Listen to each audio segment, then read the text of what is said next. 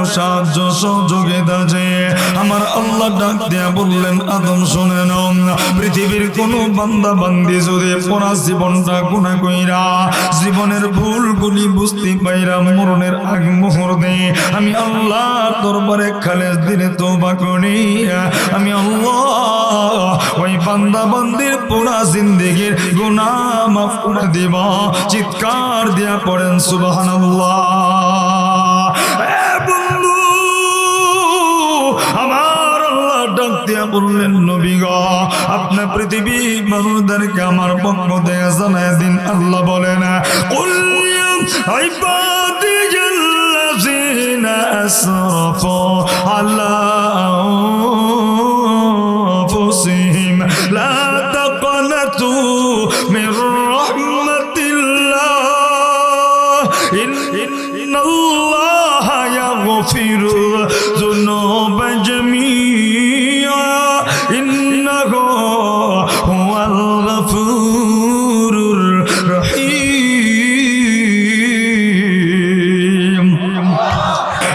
বন্ধু আমার আল্লাহ রব্বুল আলামিন ডাক দিয়া কই নবী যে আপনি পৃথিবীর মানুষদেরকে আমার পক্ষ থেকে জানায় দিন কুলিয়া ইবাদিয়াল্লাযিনা আসরাফু আলা আনফুসিহিম, হে আমার বান্দারা যারা নিজেদের উপর জুলুম করেছ।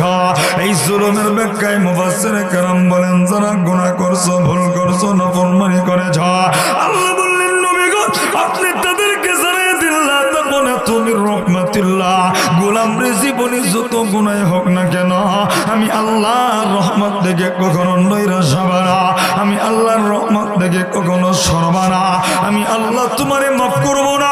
লা তাকুনাতু মির রাহমাতিল্লাহ, এইরকম চিন্তা ভাবনা করিয়া আমি আল্লাহ থেকে কখনো দূরে তুমি যাইবা না। সচিবের ভাইরা বাবারা পর্দা ধরনের মারা আমার আল্লাহ কেন এই কথা বললেন? এই কথাটাও আল্লাহ জানায় দিয়েছেন। আল্লাহ বলেন ইন্নাল্লাহা ইয়াগফিরু যুনুবা জামিআ, আমি আল্লাহ সব গুনাহগুনি মাফ করে দেব। যুবক ভাইরা আমার আল্লাহ কেন সব গুনাহগুনি মাফ করে দিবেন? এই কথাটাও আল্লাহ বলেন ইন্নাহু হুয়াল গফুরুর রহিম।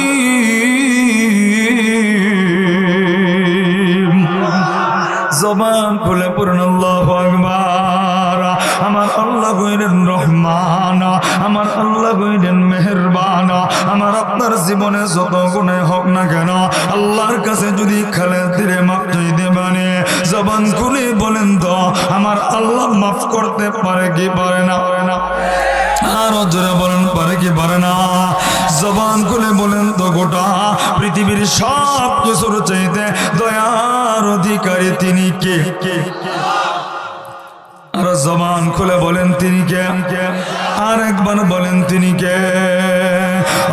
রহমান আল্লামাল কুরআন খালাকাল ইনসানা আল্লামাহুল বায়ান আশ-শামসু ওয়াল কমারু বিহুসবান ওয়ান নাজমু ওয়াশ-শাজারু يسجدان والسماء رفعها ووضع الميزان ألا تطغوا في الميزان وأقيموا الوزن بالقسط ولا تخسروا الميزان والأرض وضعها للأنام।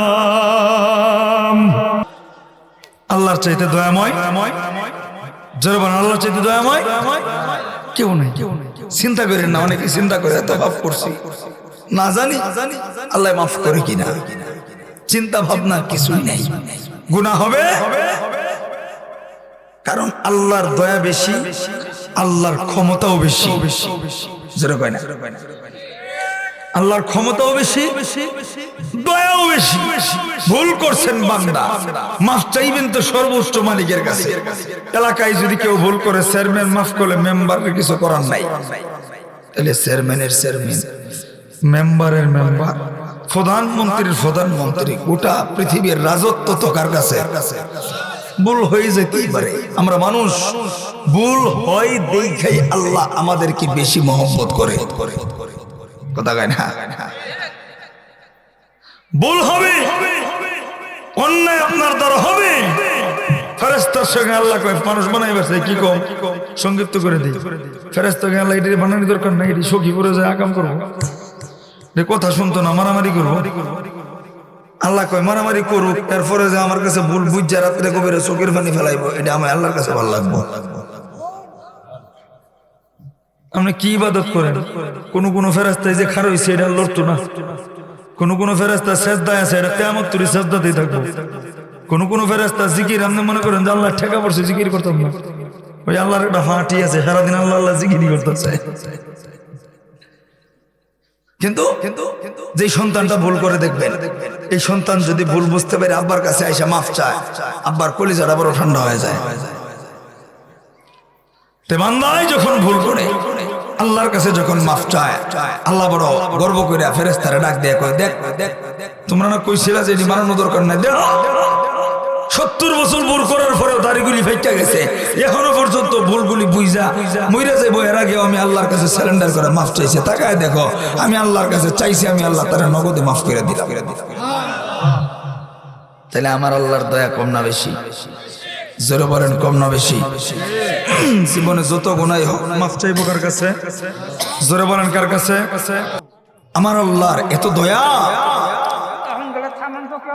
আমার আল্লাহর এত মায়া। আল্লাহ বলেন ইয়া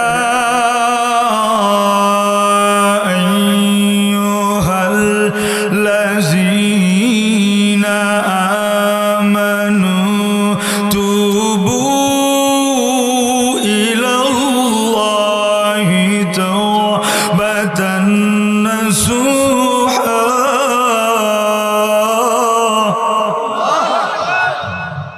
এলাকায় কেউ চুরি করলে সবাই তারে কি কয়?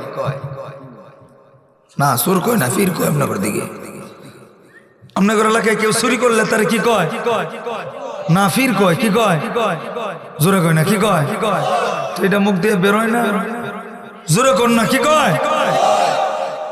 ডাকাত কথা কয় না, এটা কি গুরুস্থান? গুরুস্থান তো বাসে, গুরুস্থান কই? ওই জায়গায়, এই জায়গায় গেলেন আর কথা কইতেন না, কথা কইবেন কিন্তু আমি শুনবো না। আপনার আব্বা ঠিকই শুয়ে শুয়ে আপনারা ডাকতেছে, কদ্দুস রে মনোযাত্রা করিস আমার লাগিয়া, 2000 টাকা মাদ্রাসায় দান করিস আমার লাগিয়া, কিন্তু আপনি শুনবেন না। আপনি উমরে গেলে আপনি ডাকবেন, আপনার ফলাই শুনবো না। কথা কওয়ার সময় এখন, আজে বাজে কথা না কইয়া জবানটা যেহেনেই যান খালি জিকির করবেন। মরে গেলে কিচ্ছু যাইব না, জিব্বাই সাক্ষী দিব আল্লাহ এই জিব্বা তুমি জাহান্নামে দিলে আমি থাকতাম না, ককের লিগা এই জিব্বাটা দিয়ে খালি আপনার জিকির করছে, আমি নিজে সাক্ষী। দেখি দুনিয়া পাইছেন, হেন একটা কইবেন, হেন একটা কইবেন, অঙ্গ প্রত্যঙ্গে জমিন সাক্ষী দিবে কাল কিয়ামতের ময়দানে।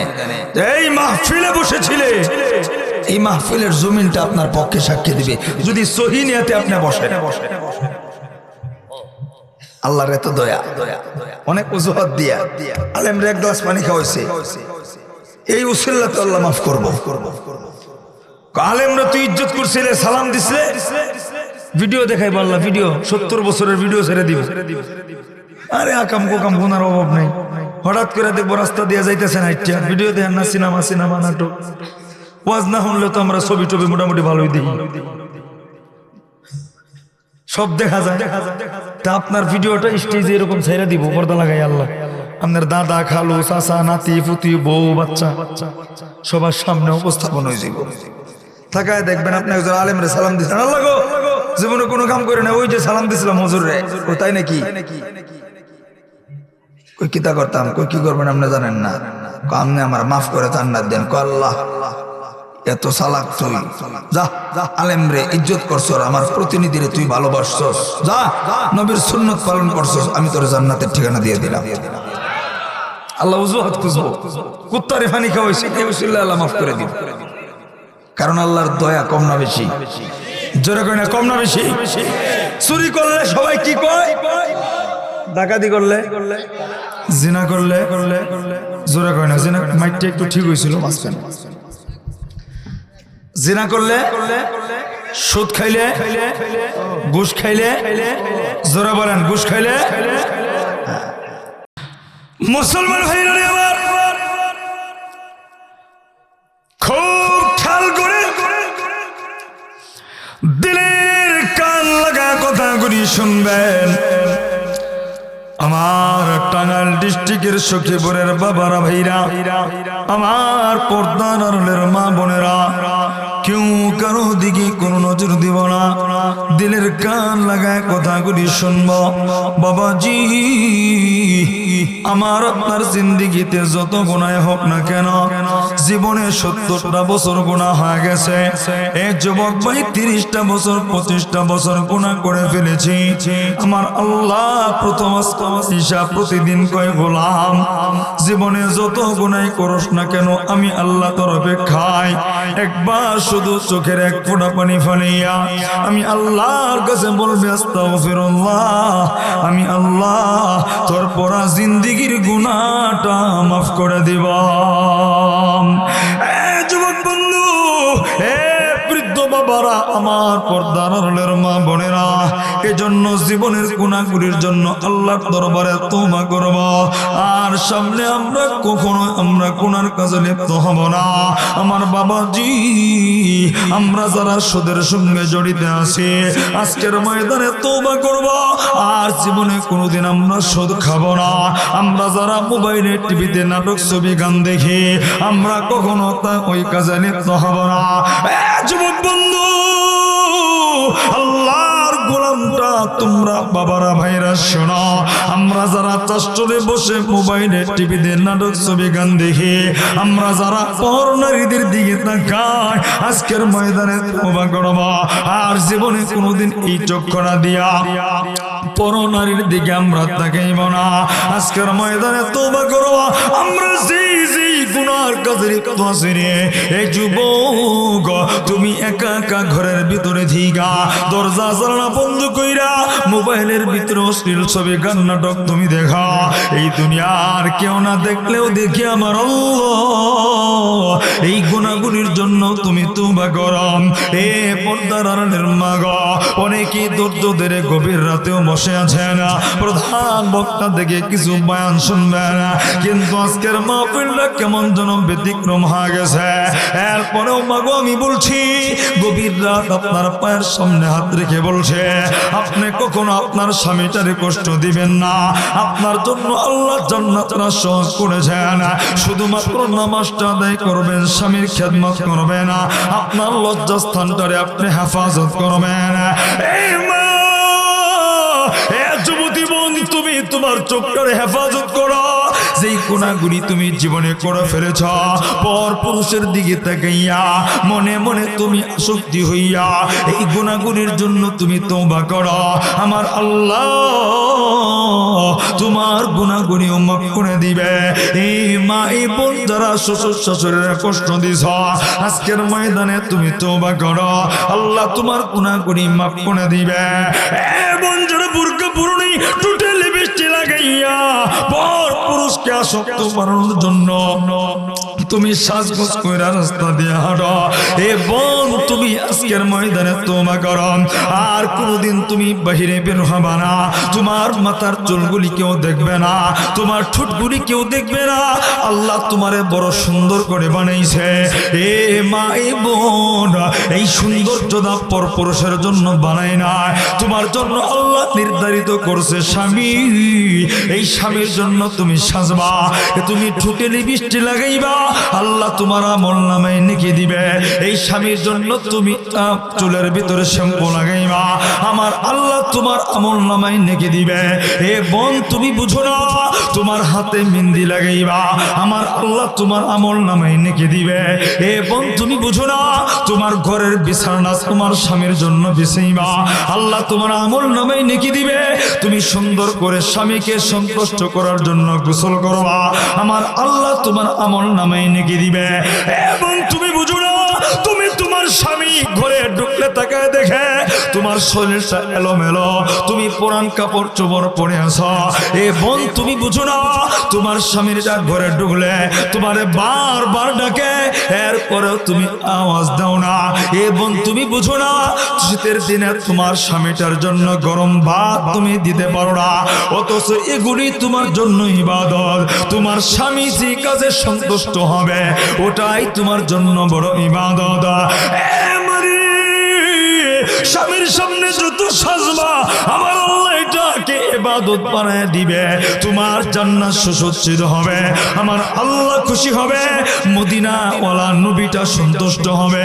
কিন্তু অনেক বোন আজকে সমাজের ভিতরে সমাজের পুরুষ পরকিয়া করে। এই বোন তুমি জানো কেন? তোমার কারণে তোমার স্বামীটা বাজারে ব্যবসা করে, শত শত নারী চোখের সামনে ঘোরে, লিপস্টিক লাগানো নারী আমি আপনি বাজারে ঢুকলে ঘোরে। এ বন্ধু পেস্ট কিনতে গেলে পেস্টের প্যাকেটে সুন্দরী নারী, আমি আপনি ব্রাশ কিনতে গেলে ব্রাশের প্যাকেটে সুন্দরী নারী। এ যুবক এ বৃদ্ধ বাবা এবার আমি যেদিকে তাকাই সুন্দরী নারী, কিন্তু যখন ঘরে ঢুকি দেখি বিবিটা অগোছালো। এ বোন তুমি কালো হও না কেন? যেহেতু তোমার স্বামীর সাথে তোমার আল্লাহ জোড়া মিলাইছে, তার মানে তুমি তোমার স্বামীর কাছে তুমি বড় সুন্দরী, এই জন্য তুমি নিজের একটু গুছায়া স্বামীর সামনে প্রেজেন্ট করবা। এবং তুমি যদি প্রতিদিন স্বামী বাজার থেকে ব্যবসা করে রিক্সা চালায়া ভ্যান চালায় ঘরে ঢুকে তোমার ঘরে যায় আছে না কেন, তুমি যদি স্বামীর জন্য সাইজা গুইজা অপেক্ষা করো, এ বোন তুমি শুনো তোমার স্বামীটা কোনোদিন পরকিয়া করবে না, কারণ আল্লাহ তার একটা বিবেক দিছে। যখনই পর নারীর দিকে তাকাইব তার দিলের ভিতরে বাধা দিব, আমার বিবিটা প্রতিদিন আমার জন্য সাইজা অপেক্ষা করে। কিন্তু এটা তো হয় না, হয় না। আমার মা বোনরা স্বামীর জন্য সাজানো না। এ সখীপুর বাজারে গেলে মেকআপ মেরা, সখীপুর বাজারে গেলে লিপস্টিকটা লাগাইয়া এরম পারফিউম মারে, আমগর হুজুরগর নাকে এলো মনটা কই না জানি কত সুন্দরী। বোরকা একটা লাগাইছে মনে হয় যেন সুকেজের ভিত্তে গ্লাসে সব দেয়া যায়। কোন পুরুষ অন্য নারীর দিকে তাকাবে না যদি আপনি ঠিক মতো ঘরের হকটা আদায় করে দেয়। ঘরের ভিতরে যদি ঠিকঠাক মতো সুটকির বত্তা হয়, ঠিকঠাক মতো গরুর গোস্ত যদি ঘরের ভিতরে পায়, এই পুরুষ কোন সময় হোটেলের কাউন্টার কথা হয় না। ঘরের ভিতরে তার বিবি সুন্দর করে রাখতে পারে। একটা পুরুষ নারীর ভিতরে আল্লাহ আকর্ষণ দিয়েই বানাইছে। যদি কয় হুজুর আমার আকর্ষণ লাগে না, তাহলে বুঝবেন আপনি হিজলা। আকর্ষণ দিয়েই বানাইছে। এটা ফির হোক সুর হোক নবী হোক মানুষ হোক, প্রত্যেকের ভিতরে নারী পুরুষের একটা আকর্ষণ দিয়েছে, কিন্তু সীমাবদ্ধ আছে। সীমাবদ্ধের ভিতরে থাকলে ইবাদত, সীমাবদ্ধর বাইরে গেলেই গুনাহ। এই উঠাউঠি করে কই যায়? আরো কালেকশন যেই ঠেলা দিচ্ছেন দেখলাম।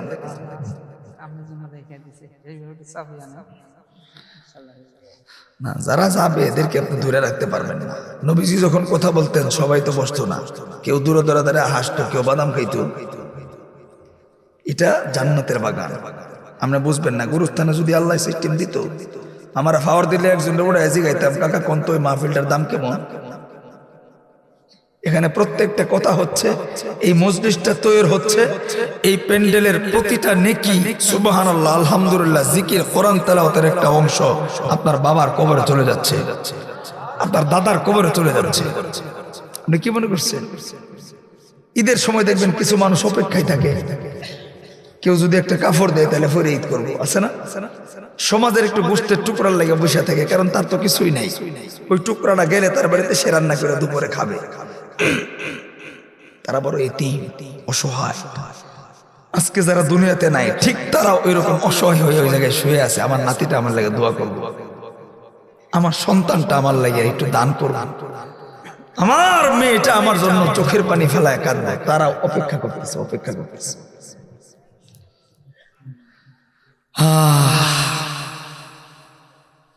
এই জন্য ভাইরা, মা বোন যারা পর্দার আড়ালে আছেন, কথাগুলি বুঝেন। আপনার স্বামী কখনো পরকীয়ায় লিপ্ত হবে না।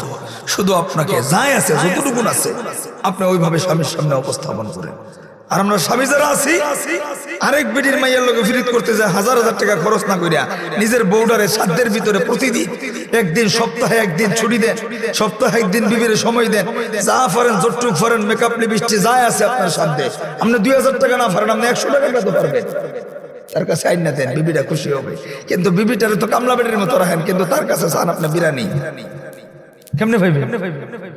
আপনারও কিছু সহযোগিতা করতে হবে, গোনা থেকে বাঁচতে হবে, এটাই হলো সবচেয়ে বড় কথা। আল্লাহ তৌফিক দেখ, বলেন আমিন। মা বোনরা যদি আপনি বেপরদায় ঘোরেন তাহলে এই যে গুরুস্থান শুয়ে যাবেন, কিন্তু কবরটা বড় কঠিন হবে।